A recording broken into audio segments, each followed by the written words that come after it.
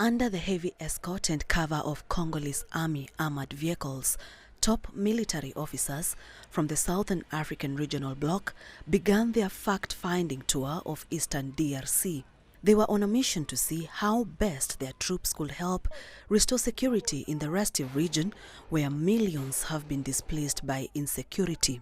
Chiefs of defense staff of SADC member countries then held a high-level meeting to assess the situation as fighting between M23 rebels and the Congolese army intensifies.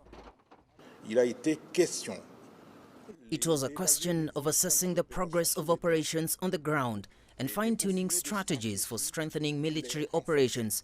The Chiefs of Staff of SADC and the Chief of Staff of the DRC went to Mobanbiro in the town of Sake in Masisi territory. Their visit to Goma is a strong signal of the commitment and determination of SADC and Burundi alongside the DRC.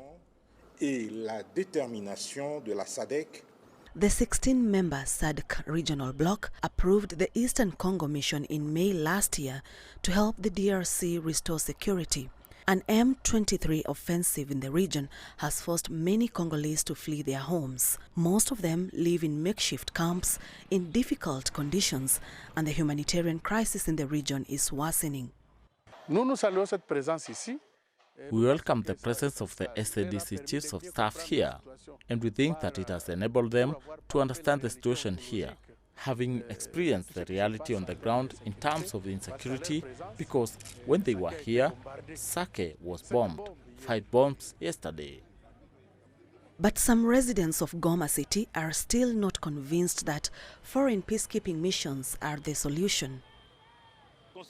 We remain skeptical because we know that the future of the Congo in terms of security issues can only come from the internal strategies given by the FARDC, the armed forces of the Democratic Republic of Congo, and not by the SADC countries.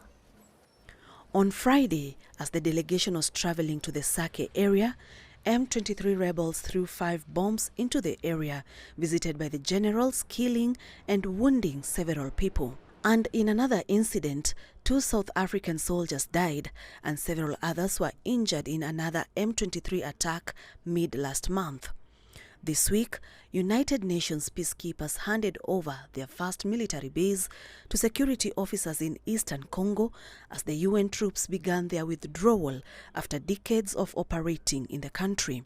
Aid organizations fear there will be a new humanitarian crisis in the region as the advance by M23 rebels threatens to cut off Goma City and leave millions of people struggling to get food and medical help. Sharon Baranga, CGTN.